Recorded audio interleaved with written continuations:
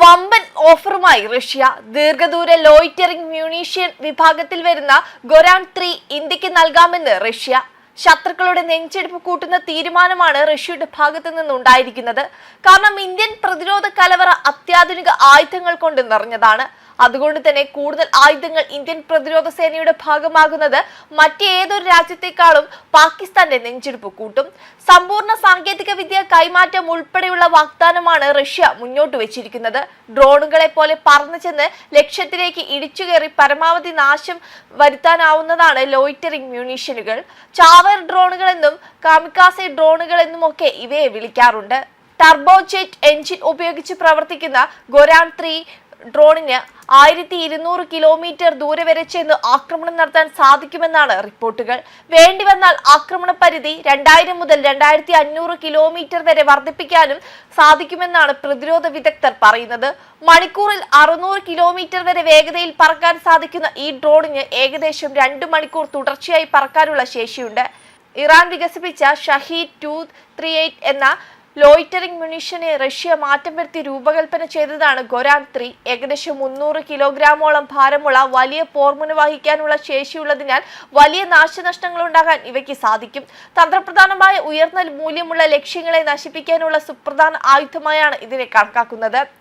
വലിപ്പമേറിയ drone ആണെങ്കിലും ഇതിന്റെ radar cross section കുറയ്ക്കാൻ റഷ്യൻ എഞ്ചിനീയർമാർ നിരവധി സംവിധാനങ്ങൾ ഉപയോഗിച്ചിട്ടുണ്ട്. രൂപകൽപ്പനയിൽ ചെറിയ മാറ്റങ്ങൾ വരുത്തിയും റഡാർ തരംഗങ്ങളെ ആഗിരണം ചെയ്യുന്ന വസ്തുക്കൾ ഉപയോഗിച്ചുമാണ് ഈ സവിശേഷത ഗൊരാൻ 3ക്ക് നൽകിയിരിക്കുന്നത്.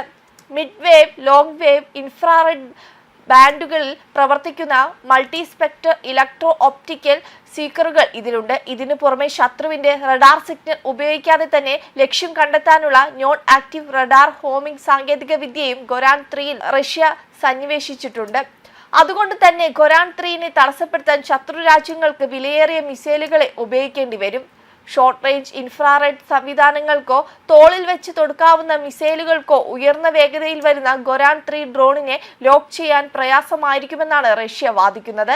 എന്നാൽ ഇത്രയധികം പ്രവർത്തനങ്ങൾ ഉണ്ടെങ്കിലും ടർബോജെറ്റ് എഞ്ചിൻ മറ്റു ഡ്രോണുകളെക്കാൾ കൂടുതൽ ഇൻഫ്രാറെഡ് സിഗ്നേച്ചർ പുറത്തുവിടുന്നുണ്ട്. ഇൻഫ്രാറെഡ് സീക്കറുകൾ മിസൈലുകൾക്കോ യുദ്ധവിമാനങ്ങൾക്കോ ഇവയെ തിരിച്ചറിയാൻ സാധിക്കുമെന്നതാണ് പ്രധാന പോരായ്മ.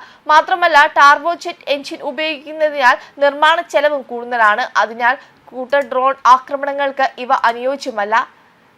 എയർഫീൽഡുകൾ, കമാൻഡ് സെന്ററുകൾ, റഡാർ സ്റ്റേഷനുകൾ, നാവിക കേന്ദ്രങ്ങൾ എന്നിവയെ ലക്ഷ്യമിട്ടുള്ള ആക്രമണങ്ങൾക്കായി പരിമിതമായ രീതിയിൽ ഉപയോഗിക്കും. യുക്രൈനെതിരായ യുദ്ധത്തിൽ റഷ്യ വ്യാപകമായി ഇത്തരം ഡ്രോണുകൾ ഉപയോഗിക്കുന്നുണ്ട്.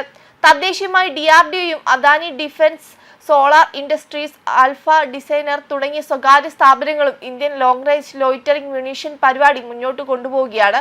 അതിനാൽ റഷ്യൻ ഓഫർ ഇന്ത്യ സ്വീകരിക്കാനുള്ള സാധ്യത വളരെ കുറവാണ്. എന്നാൽ ഇന്ത്യയുമായി ചേർന്നുള്ള സംയുക്ത വികസനമാണ് റഷ്യ ലക്ഷ്യമിടുന്നത്. വെബ് ഡെസ്ക് കർമ്മ ന്യൂസ്.